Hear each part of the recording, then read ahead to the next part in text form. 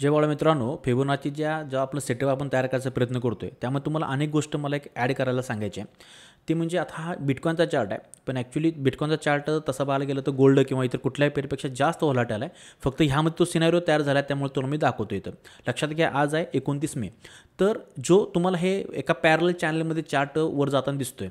आता हा पॅरल चॅनल पण आपण सिम्पल ड्रॉ करू शकतोय, पण यामध्ये माझं मत आहे की जास्ती करून तुम्ही फिबोनाचीचा एक इथं वापरायचा प्रयत्न करा. चांगली ॲक्युरेसी मिळते असं मला दिसते यामध्ये.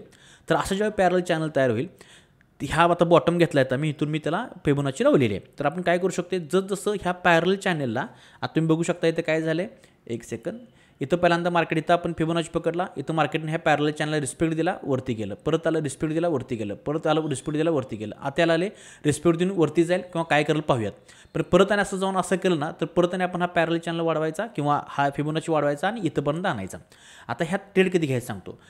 अशा ज्यावेळी पॅरल चॅनलचा ब्रेक होतो, त्यावेळी खूप मोठ्या प्रमाणात आपल्याला इथं रॅली खालची बघायला मिळेल, कारण की इथं स्टॉप लॉस ह्या ठिकाणी प्रत्येक ठिकाणी स्टॉप लॉस आहेत आणि ते मार्केट शार्पली एकाच 1-2 कॅन्डलच्या मुवमेंटमध्ये घेत असतं. आता इथं 2 प्रकारे ट्रेड होते. समजा मार्केटने ह्याला ब्रेक करताच बरं का, एक चांगली स्ट्रॉंग कॅन्डल ब्रेक केली तरी आपण इथं ट्रेड घेऊ शकतो. फक्त तो ट्रेड होणार आहे रिस्की. तो ट्रेड रिस्की होईल ज्यावेळी मार्केटने ह्याला एक स्ट्रॉंग कॅन्डलनं ब्रेक केल्यानंतर स्ट्रॉंग कॅन्डलच्या बरोबर आपण ती एंट्री घेतली आणि ह्याच्यावरचा इथं कुठेतरी एस लावला ट्रेड ह्या स्विंगच्या वरचा, तर तो ट्रेड होईल, पण तो रिस्की होईल. मग तो घ्यायचा, पण तो कंटिन्यू अशी रॅली दिली तर कंटिन्यू रिटेस्ट न करता खाली जाऊ शकते खूप मोठ्या प्रमाणात. त्यामुळे ती रिस्क आपण घेऊ शकतो. पण दुसरा जरा सेफ पाहिजे असेल आणि कमी स्टॉप लॉस लावायचा असेल तर अनेक एंट्री होत्या, ते अशा प्रकारे होईल बघा.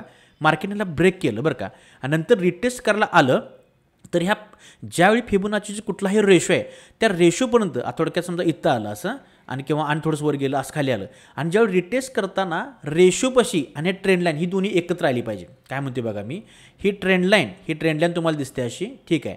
आता इथं समजा मार्केटने इथंच ब्रेक केलं असायला, इथंच ब्रेक केलं तर वरती आलं, तर इथं दुसरा कुठला रेशो नाही आहे, डायरेक्ट ट्रेंड लाईनला रिस्पेक्ट देऊन मार्केट खाली जाऊ शकते. पण जर मार्केट आणि थोडंसं वर गेलं आणि असं खाली आलं आणि ज्यावेळी रिटेस्ट करायला गेल्यानंतर ह्या ट्रेंड लाईन प्लस हा फिबोनाचीचा रेशिओ काय 2.23%चा, ह्या रेशिओला जेव्हा रिटेस्ट करेल ह्याच्यावरचा एस एल लावा, एस एल छोटा होईल आणि 1:2 अगदी इथंपर्यंत 1:2 मला वाटतं 3-4पर्यंत आपल्याला रिवॉर्ड मिळू शकतो. कसं वर्क होते बघा, मी बऱ्याच वेळा टेस्ट करण्याचा प्रयत्न केला, ह्याचा रिझल्ट चांगला आहे. आपण जी फिबोनाची जी स्ट्रॅटेजी आपण वापरतो गोल्डमध्ये, त्याच्यामध्ये एक ॲडिशन करा. ज्यावेळी गोल्डमध्ये तुम्हाला असा सिनारिओ दिसेल त्यावेळी ह्या ज्या सांगितलेल्या गोष्टी आहेत ह्या फॉलो करा आणि त्यामध्ये ट्रेड घ्यायचा प्रयत्न करा. चांगला रिझल्ट आपल्याला बघायला मिळेल. थँक्यू, धन्यवाद. जय बाळूमामा.